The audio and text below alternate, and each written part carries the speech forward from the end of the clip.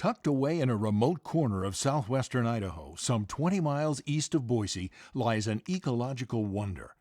Over countless millennia, the Snake River Canyon has come to be home for the largest concentration of nesting birds of prey in the world.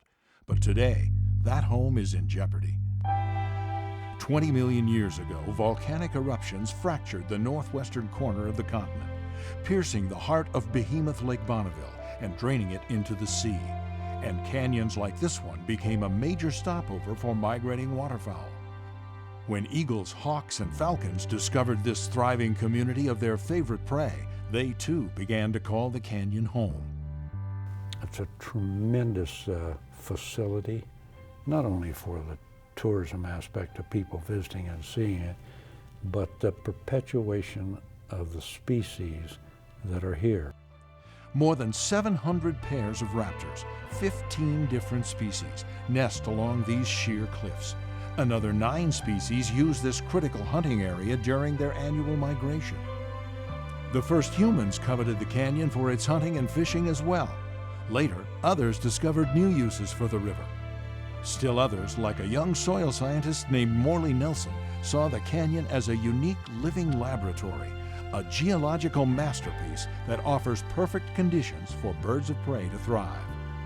I was involved with Morley. He had a total interest in what had to be done to protect and perpetuate the birds of prey.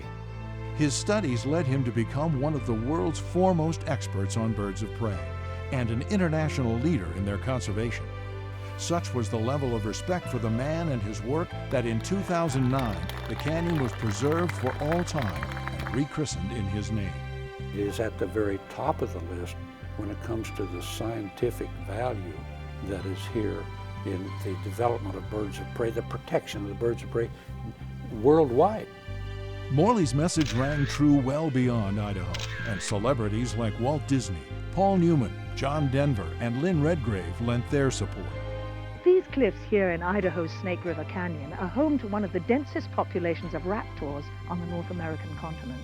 This is what scientists call the vertical environment, where the eagles and the falcons rule, an environment unlike any other in nature. But preservation does not mean excluding man. Each year, more than 150,000 visitors journey to the canyon, eyes always skyward, hoping to catch a glimpse of the canyon's awe-inspiring inhabitants. But even though it's preserved, it's not completely protected. Over the years, more than 60% of the Snake River birds of prey area has been converted from the native bunchgrass and sagebrush community into a sea of cheatgrass and other invasive species. There was always a continual threat of outside uses that would encroach upon the birds of prey area that didn't involve the commercial agricultural uses, but noxious weeds impact, off-road vehicles out there tearing up the landscape, fire that would denude an area. We have to protect against those types of impacts. We've done a pretty good job of that, but the threat is still there. The passion and dedication of Cecil Andrus, Morley Nelson, and others like them inspired a generation. Now it's up to us to pass their legacy on, to instill in each new generation an equally fierce desire to keep this canyon functioning as the true natural wonder it is, not only for these magnificent hunters of the sky, but for everyone. You can't go to sleep. You can't close your eyes. You can't just accept somebody's word that, well, we'll take care of that somehow. You've got to make certain that we do. You can help.